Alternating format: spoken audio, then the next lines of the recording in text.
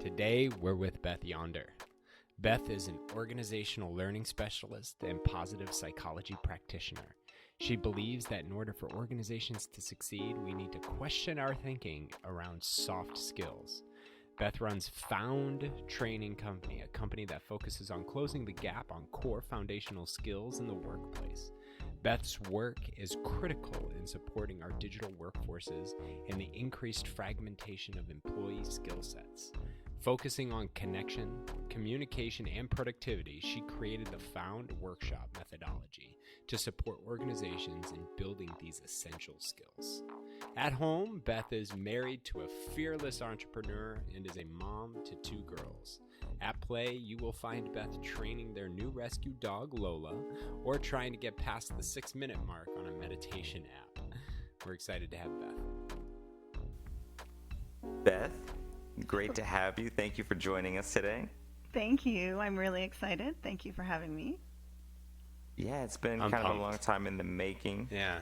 We're gonna get into some communication today. A little bit of the work you do. Just a small piece. Just a small piece of the work you do. I just want to jump right in, and I actually want to ask you, why is communication important?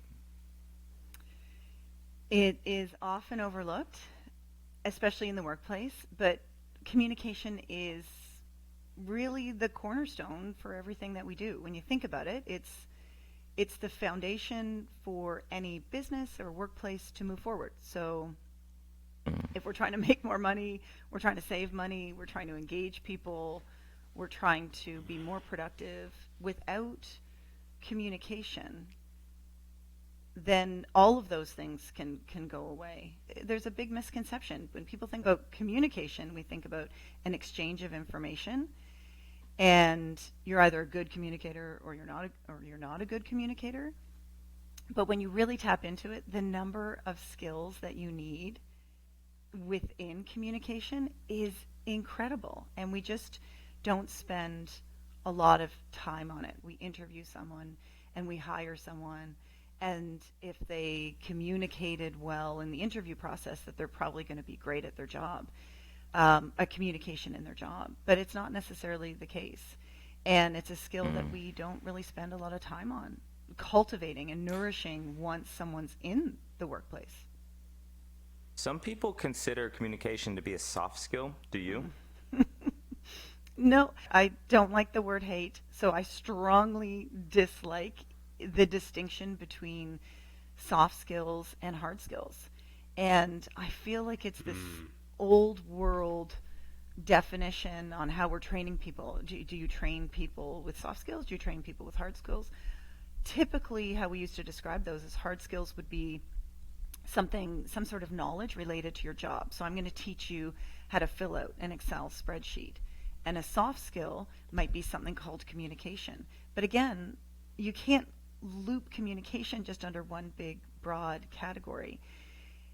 And in order to teach somebody how to fill out an Excel spreadsheet, if I can improve how you communicate, I can get you to fill out that spreadsheet that much faster with more efficiency and productivity. So separating these two things doesn't really make sense for me. But also, I think when you call it a soft skill, I think lazy.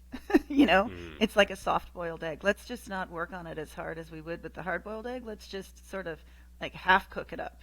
And so soft skills get this bad rap of not being as important. Oh, it's a soft skill. Let's focus on the hard skills, because if we focus on the hard skills, we're going to make more money. Whereas the soft skills would be the drivers. So I like to banish all of that terminology, and I call communication a foundational skill.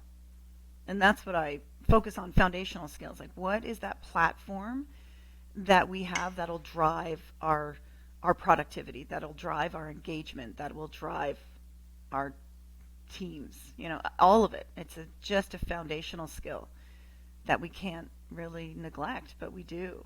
Does that make sense? No disagreements from this guy. There's a interesting aspect of just how we anchor on these ideas over time. Take DNA. Well, it's just my DNA. So it's almost like you're either good at a soft skill or you're not.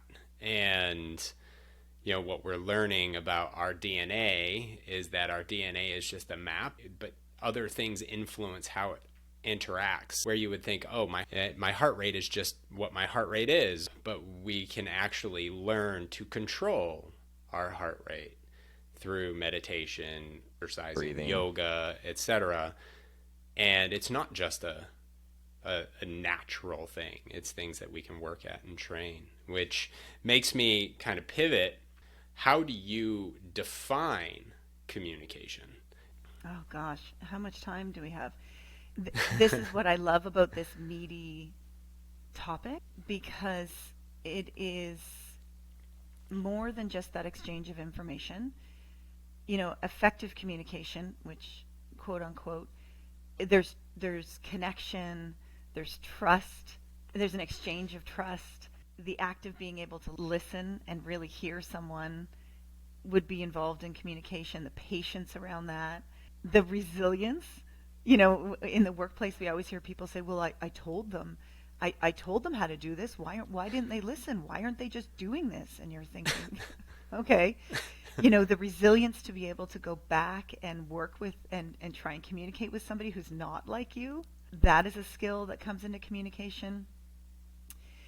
So I think if I were to try and condense it down, it is the transfer of information in some way that leads to a maybe mutually beneficial progress of something, to people not always having to agree on something, but having a mutual respect to different people's opinions, to be able to leave a communication or a conversation in a way that people are more open, more knowing, more trusting, that strengthens and deepens a relationship. How's that? I couldn't tweet that. That was definitely more than 40 characters. They've extended it now. I know. That was probably 5 years ago, too. That kind of makes me say, communication is not a soft skill. It's a hard skill. It's the skill. It's like the thing that we need to work on. Why do you think we don't focus on communication? Like, what is it in most organizations, most groups, and most teams that has us not actively focus on communication? I think a few things are happening. I think lack of time. When I go in and try and do workshops with folks, and I say, well, what's stopping you from doing this now? What's stopping you from doing this well right now? Whatever the skill might be, time management, communication, tough conversations. And a lot of people will say lack of time. And so whether or not that's real or not is an interesting question. Because yes, we can improve our time management skills, but sometimes, or that could be just an excuse, or it's not something in the organization that we're open to even potentially having to improve our communication skills. So time, first and foremost, would be I'm time starved, and so I don't have time to stop and really make sure you're okay with the way I'm communicating, and so we go. So I think that's inhibiting people from really stopping and pausing and having really fruitful, productive conversations. The culture of the company, whether or not they nourish that, whether or not they invest in people in that way, how they interact with employees, how employees interact with each other. Sometimes there's just some cultures that just don't breed that. It's not something that we stop and take time for. There are still a number of organizations that don't even hold one-on-one meetings to see how I'm doing from my performance, let alone to stop and say, how's my communication going these days? Did you want me to send you those 3 emails, or would you actually prefer 1 email at the end of the day? We're not even asking those questions. So some cultures, company cultures, don't encourage it, so then it's not talked about. And I think sometimes what happens is we tend to hang out within our teams and within our companies with people that are most like us. So we think communication is easy. So Rodney, I'm going to go on vacation and I need to find somebody to maybe make sure someone's going to reach out to my clients or be on call for me. I'm probably going to pick the person that's most like me because I know they're going to service my clients the way that I would. And so I just assume that we're in check and we're in sync with how we communicate. I would never ask, Jimmy down the road to do that for me because he and I are so different, is the story that I'm telling myself. Yet I just know we communicate differently.